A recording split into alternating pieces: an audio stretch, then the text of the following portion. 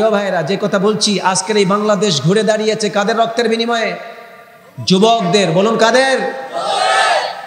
যুবকদের রক্তের বিনিময়ে আজ বাংলাদেশ ঘুরে দাঁড়িয়েছে। এই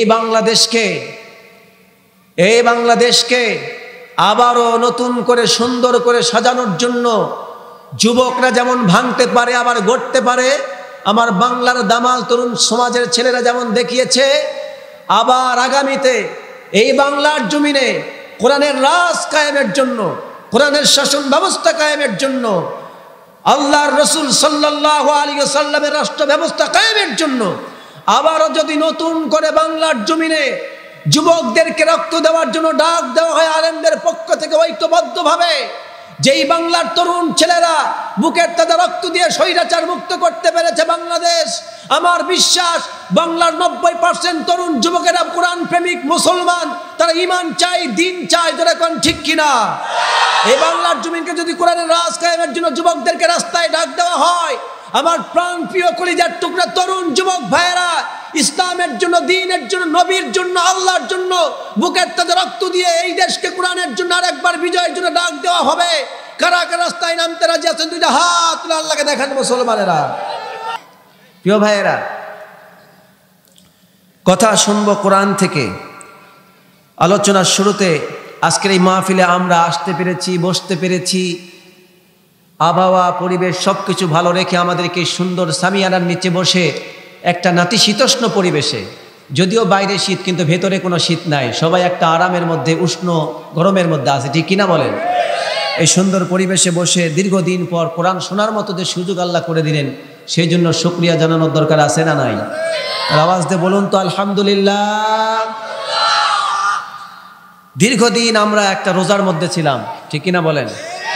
প্রায় দীর্ঘ 16 বছর অনেক মাহফিলে কথা বলতে পারিনি, স্টেজ থেকে গ্রেপ্তার করে নিয়ে চলে গেছে।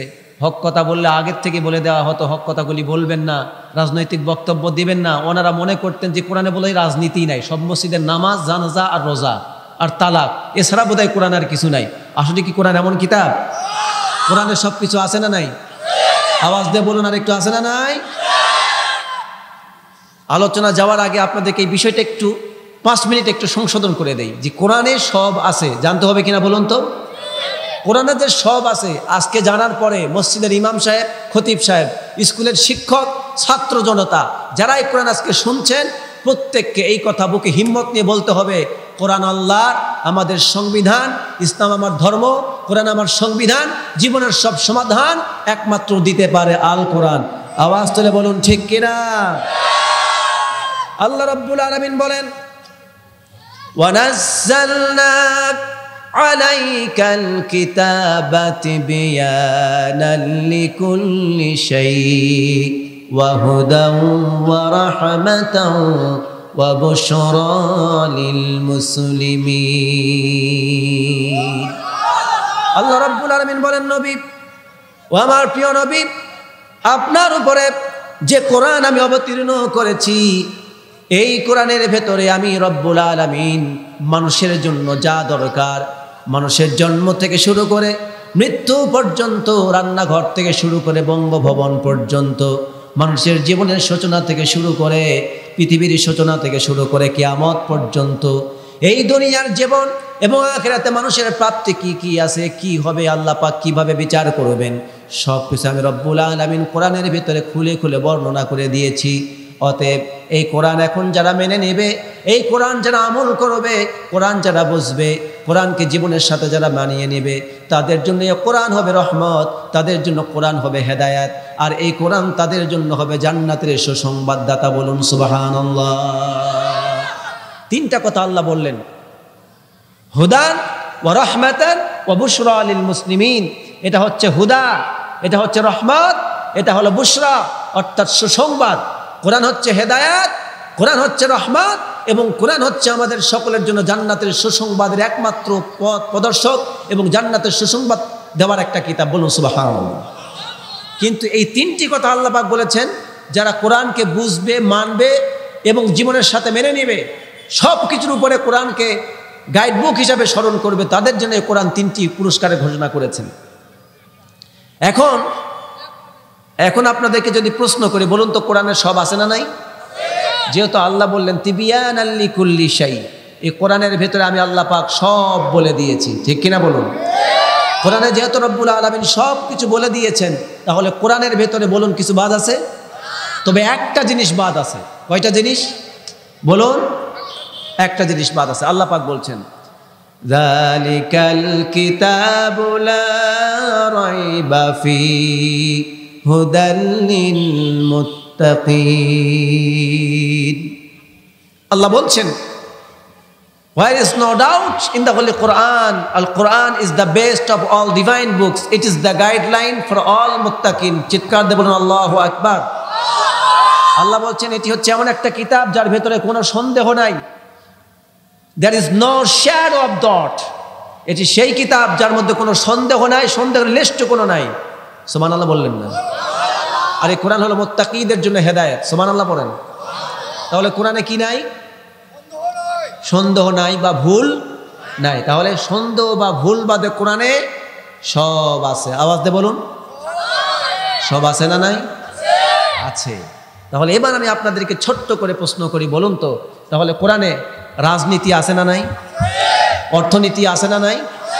সমাজনীতি, আন্তর্জাতিক নীতি, চুক্তি নীতি, যুদ্ধনীতি, সন্ধি নীতি, বিচার নীতি, সব যদি কোরআনে থাকে, যারা এতদিন পর্যন্ত বলে আসলো দীর্ঘ 16 বছর, হুজুররা কিসের মাহফিলে রাজনৈতিক বক্তব্য দেয়?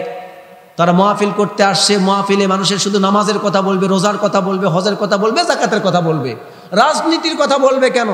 তাহলে এখন বলুন তো কোরআনে রাজনীতি আছে না নাই? আরো আওয়াজ দিয়ে শুনতে চাই। এত ধীরে বললে তো মনে করবে যে এখনো নাই। এখন আছে না নাই?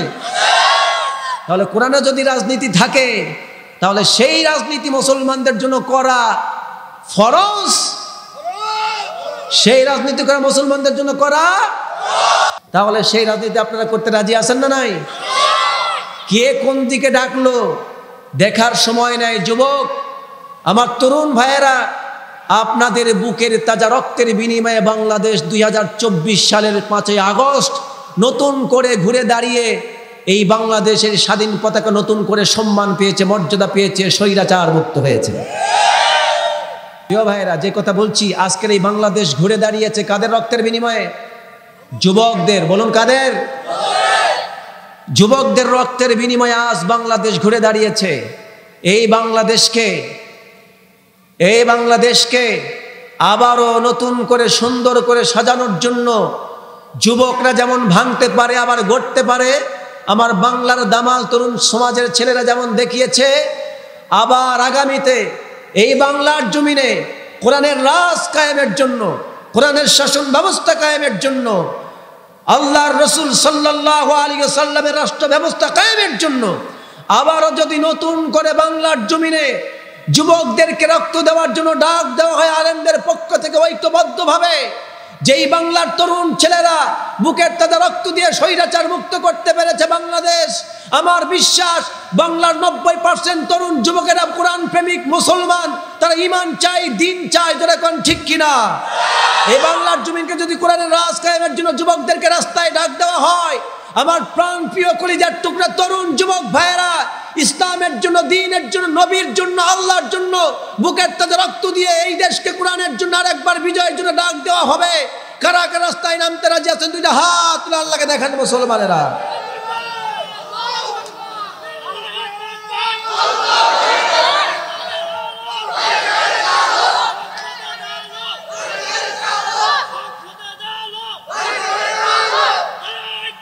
ভয় নাই, ভয় নাই, ভয় নেই।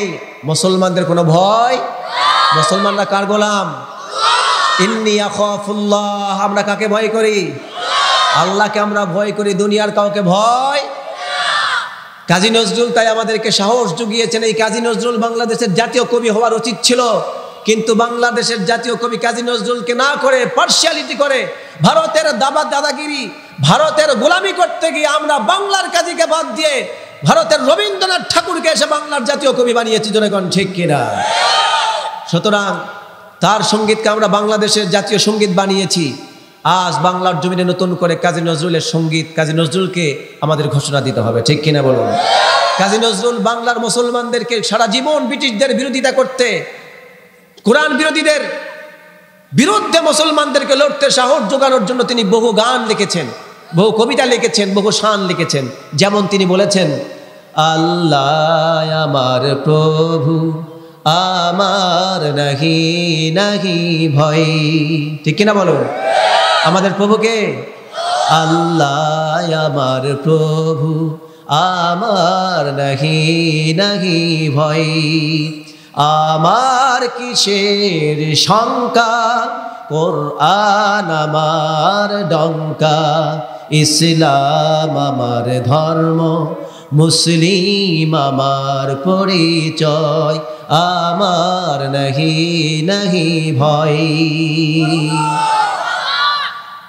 ঠিক কিনা? আমরা ভয় করি কাকে?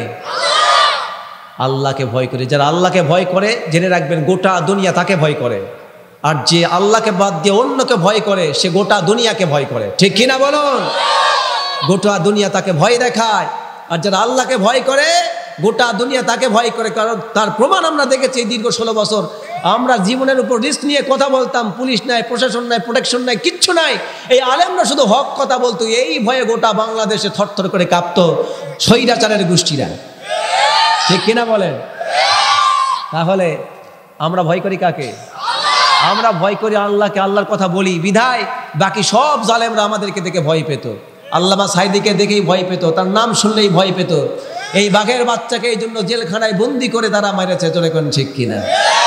আমার প্রিয় ভাইয়েরা, কথা অনেক। তাহলে বলুন তো কোরআনে রাজনীতি আছে না নাই? কোরআনে যে রাজনীতি আছে, আল্লাহ রাব্বুল আলামিন বলেন এই কোরআনকে পৃথিবীতে পাঠিয়েছি ভিক্ষার ঝুলি বানাবার জন্য নয়। এই কোরআনকে পাঠিয়েছি মসজিদের তাকের মধ্যে রেখে শুধুমাত্র তেলাওয়াত করার জন্য নয়। এই কোরআনকে পাঠিয়েছি বাড়িতে রাখবেন আর বছরে একবার মানুষ মারা গেলে তেলাওয়াত করবেন সেই জন্য না। আমি কোরআন নাজিল করেছি কোরআনকে সমাজে প্রতিষ্ঠা করে মানুষকে কোরআন দিয়ে পরিচালবার জন্য। সুবহানাল্লাহ।